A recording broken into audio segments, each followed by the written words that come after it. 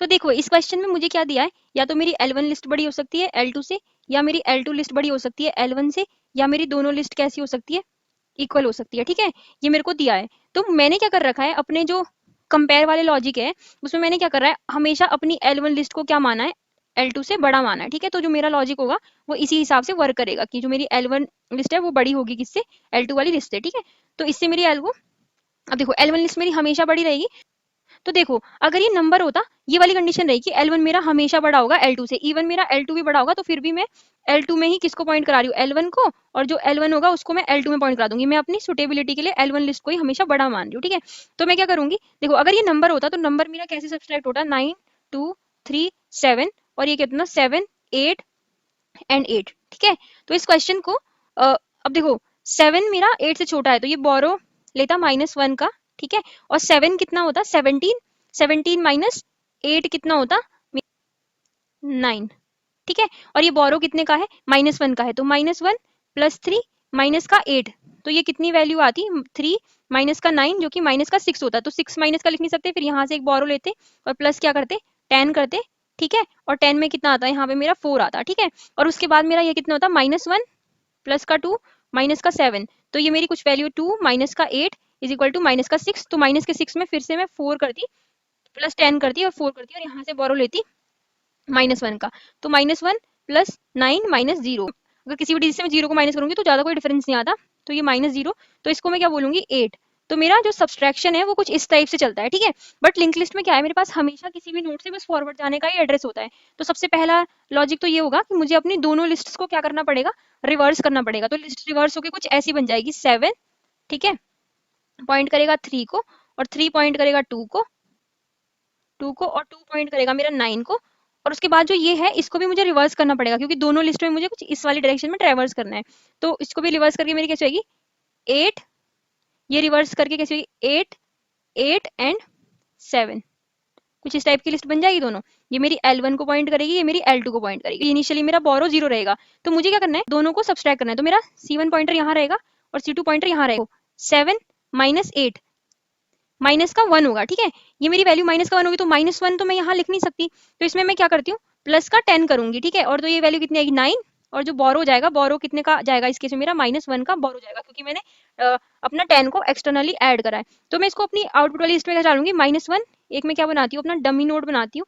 ठीक है, एक पी पॉइंटर लेती हूँ जो इनिशियली डमी को पॉइंट करेगा। तो देखो इन दोनों को मैंने सब्सट्रैक्ट करा, तो मेरे पास वैल्यू कितनी आई, -1 प्लस 10, तो मैं 9 वैल्यू आ रही है। तो 9 का सबसे पहले मैं क्या बनाऊंगी, एक नोड बनाऊंगी, और जो P है इसके नेक्स्ट में मैं किसको पॉइंट कराऊंगी, 9 को पॉइंट कराऊंगी, और P को कहाँ ले जाऊंगी, 9 पे ले जाऊंगी, जो मेरी इनिशियल वाली नोड है। और यहाँ पे मेरा बोरो कितना चला जाएगा, -1 का बोरो जाएगा।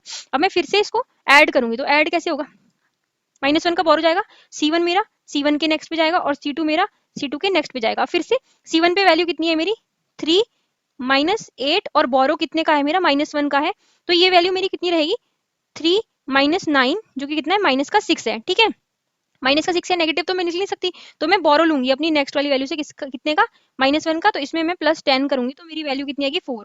तो मैं क्या कर रही हूँ, अपने 4 का एक नया नोड बना रही हूँ, और प्रीवियस के पी के नेक्स्ट में किसको अटैच करा रही हूँ, 4 को, पी को यहाँ ले जा रही हूँ, और जो मेरा बोरो होगा वो फिर से कितने का होगा, -1 का बोरो हो जाएगा। फिर मैं अपने C1 को C1 के नेक्स्ट पे ले जा रही हूँ, इनको मैं थोड़ा सा रिमूव कर देती हूँ यहाँ पे, ये,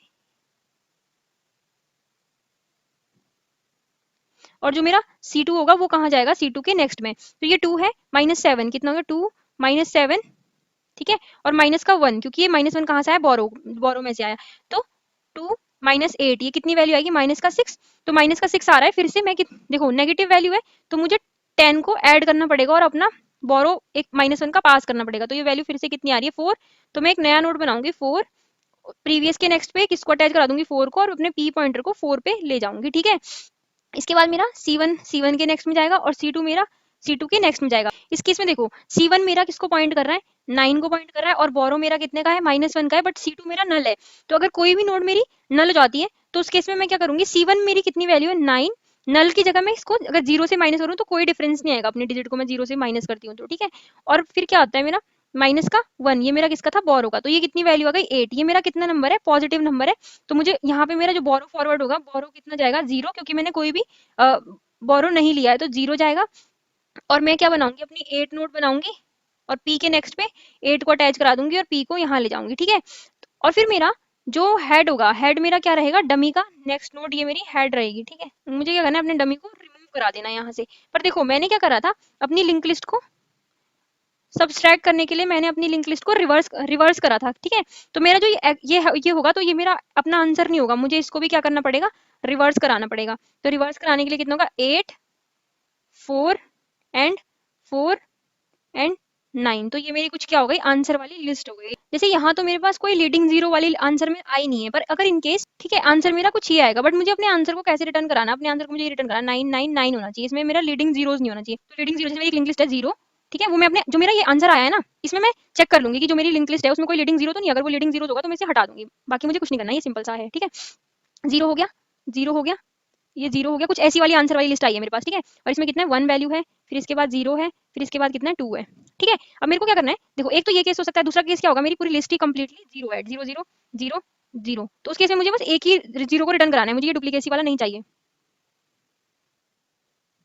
ठीक है। तो एक केस तो मेरा आंसर कुछ इस टाइप से आएगा, तो इसमें तो कोई दिक्कत नहीं है, इसको तो हम एज इट इज रिटर्न कर देंगे। दूसरा केस क्या हो सकता है कि मेरे पास जो आंसर वाली लिस्ट है उसमें मेरे पास कुछ जीरोज आएंगे स्टार्टिंग में। और तीसरा केस क्या हो सकता है, मेरी पूरी ही आंसर वाली लिंक लिस्ट होगी वो 0 हो जाएगी, ठीक है। तो इस केस में मुझे बस एक सिंगल 0 रिटर्न करना है, और इस केस में मुझे ये सारे जीरोज को क्या करना है, डिस्कार्ड कर देना। तो देखते हैं हम इसको कैसे डिस्कार्ड करेंगे। एक मैं क्या करती हूँ, अपना क्या करूंगी, एक करंट पॉइंटर लूंगी, ठीक है। तो मैं देखूंगी क्या करंट में मेरी 0 वैल्यू पड़ी है, ठीक है। तो करंट पे 0 वैल्यू पड़ी है, तो मैं इसको एक अलग पॉइंटर में रख देती हूँ फॉरवर्ड, और करंट को मैं क्या कर दूंगी, करंट के नेक्स्ट में मैं नल को डाल दूंगी, और करंट मेरा कहाँ मूव कर जाएगा, फॉरवर्ड में मूव कर जाएगा, ठीक है। तो ये वाला 0 मेरा डिस्कार्ड हो जाएगा अपने आप ही।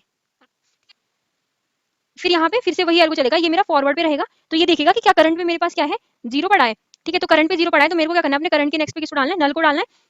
और मुझे क्या करना है, ये मेरा चला जाएगा यहाँ से, और करंट को कहाँ ले जाना है, अपने फॉरवर्ड पे ले जाना है, ठीक है। और फिर से मेरा फॉरवर्ड किसको पॉइंट करेगा, फॉरवर्ड मेरा अपने करंट के नेक्स्ट को पॉइंट करेगा, ठीक है। तो करंट क्या मेरा 0 रख रहा है, तो हाँ करंट मेरा 0 है, तो करंट के नेक्स्ट में मैं किसको अटैच करा रही हूँ, अपने नल को अटैच करा रही हूँ, और करंट को गार्बेज कलेक्टर ले जाएगा, और करंट को मैं कहाँ ले जाऊंगी, फॉरवर्ड पे। अब देखो क्या करंट पे मेरा 0 है, तो इस केस में करंट पे मेरा 0 नहीं है, तो जहाँ पे भी मेरे को करंट पे क्या मिलेगा, 0 नहीं मिल रहा है, तो इस केस में मैं अपने किसको रिटर्न करा दूंगी, उसी जैसे यहाँ से मैं 1 वाली नोट को रिटर्न करा दूंगी, तो जो मेरा आउटपुट होगा वो कुछ इस टाइप से आएगा। दूसरा केस क्या हो सकता है, जब मेरी पूरी लिंक लिस्ट में 0 होगा, तो ये करंट होगा, तो फॉरवर्ड मेरा एक पॉइंटर है जो इसके नेक्स्ट को स्टोर करा रहा है, ठीक है। तो मैं क्या करूँ, करंट 0 है, तो इसके नेक्स्ट को मैं नल कर रही हूँ, और ये करंट वाली नोट यहाँ से चले जाएगी, और करंट मेरा कहाँ मूव कर जाएगा, फॉरवर्ड में मूव कर जाएगा। मेरा सेम एल्गो चलेगा, तो एल्गो मेरा यहाँ से मेरा सेम एल्गो चलेगा, ये फॉरवर्ड को मैं करंट के नेक्स्ट पे पॉइंट करा दूंगी, ठीक है। और करंट मेरी कितनी वैल्यूज है, करंट पे मेरा फिर से 0 है, तो करंट के नेक्स्ट पे मैं किसको डाल दूंगी, नल को। तो करंट यहाँ से मेरा चला जाएगा, और मेरा जो करंट होगा वो कहाँ पे मूव कर जाएगा, जो मेरी करंट है वो कहाँ मूव कर जाएगी, फॉरवर्ड पे, ठीक है। और फिर से करंट के नेक्स्ट में किसको पॉइंट करेगा, फॉरवर्ड को पॉइंट करेगा, है ना। और करंट में मेरी क्या वैल्यू पड़ी है, 0 पड़ी है, तो मैं इसको फिर से करंट के नेक्स्ट को नल कर दूंगी, और जो करंट है वो मेरा कहाँ मूव कर जाएगा, फॉरवर्ड में मूव कर जाएगा, ठीक है। तो फॉरवर्ड पे मेरा किसको पॉइंट करेगा, नल को, ठीक है, क्योंकि करंट का नेक्स्ट नल है। तो इस केस में करंट पे मेरे पास फिर से क्या वैल्यू पड़ी है, 0 पड़ी है।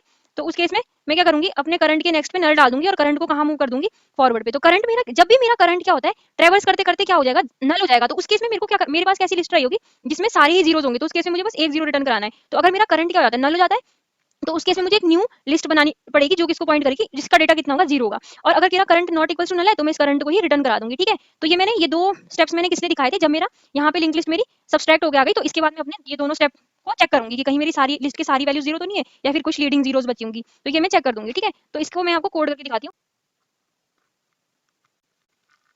देखो इसको हमने कैसे कोड करा है, ये जो पहले वाले दो फंक्शन है, साइज लिस्ट और लार्जर लिस्ट, ये दोनों फंक्शन मुझे क्या, ये साइज तो मेरा लिंक लिस्ट का साइज ही देगा, और लार्जर लिस्ट वाला फंक्शन मेरे को क्या बता देगा, L1 और L2 में से कौन सी बड़ी है, ठीक है। और जो ये रिवर्स वाला फंक्शन है, ये मेरे को किसी भी लिस्ट को रिवर्स करके दे देगा। तो जो मेरी ये लिस्ट नोड है ना, ठीक है, सब्ट्रैक्ट वाली, तो मैं क्या कर रही हूँ, अपनी L1 को हमेशा ही बड़ा मान रही हूँ, और L2 मेरी होगी वो छोटी होगी, ठीक है।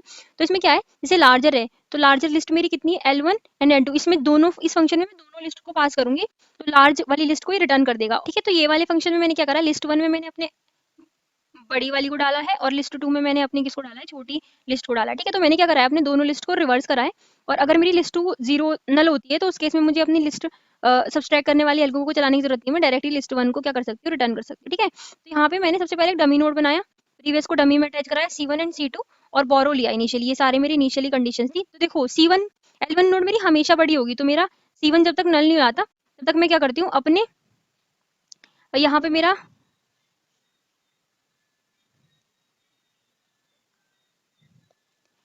C1 मेरा बड़ा है तो C1 के डेटा में से मैं C2 के डेटा को माइनस करूंगी और प्लस बोरो करूंगी। अगर ये वैल्यू मेरी नेगेटिव आती है तो मैं अपने वैल्यू में जो मेरा डिफरेंस है उसमें 10 को ऐड करूंगी और बोरो मेरा नेगेटिव हो जाएगा। ठीक है, तो ये मेरा सिंपल लॉजिक है। इससे मेरी जो दो लिंक लिस्ट है वो क्या हो जाएगी, सब्सट्रैक्ट हो जाएगी। ये मैंने फ्लो में भी बताया है। और दूसरा क्या है, ये मेरा हेड है लिंक लिस्ट का, वो क्या होगा, डमी का नेक्स्ट नोड होगा और डमी के नेक्स्ट में नल कर दूंगी। और उसके बाद मुझे, क्योंकि मेरा एज इट इज आंसर नहीं रहेगा, मैंने अपने सब्सट्रैक्शन के लिए दोनों को रिवर्स करा था, तो यहाँ पे भी मैं इसको रिवर्स करूंगी। और दूसरा फिर मुझे क्या करना होगा, जो मेरा आंसर है उसमें से मुझे लीडिंग जीरोज को भी रिमूव करना है। तो उसके लिए मैंने एक करंट पॉइंटर लिया है। ये वाली फ्लो मैंने आपको समझाई थी। और अगर करंट मेरा नल नहीं होता तो मैं करंट को ही रिटर्न करा दूंगी, अदरवाइज मैं अपनी न्यू नोड को रिटर्न करा दूंगी। तो इसको मैं कंपाइल करती हूँ। ठीक है, तो कंपाइलेशन के टाइम पे ये बिल्कुल एग्जैक्टली सही आंसर दे रहा है। इसको मैं सबमिट करती हूँ। Possible your code does not work correct for multiple test cases. तो देखो इन्होंने ना यहाँ पे इनपुट में मेरे को दिया है 16 साइज दिया है। ठीक है, तो 16 के हिसाब से 0 2 5 इतना इतना, लेकिन यहाँ पे साइज 15 दिया है। पर इन्होंने हमें क्वेश्चन में बोला था कि जो मेरी लिंक लिस्ट है वो लीडिंग जीरोज नहीं कंटेन कर रही है। तो लीडिंग जीरोज, बट इनकी लिंक लिस्ट लीडिंग जीरोज भी कंटेन कर रही है, तो ये इसीलिए ये सबमिट नहीं हो रहा है। बट अगर आप सब्सट्रैक्ट वाला लॉजिक देखोगे तो ये लॉजिक बिल्कुल करेक्ट है।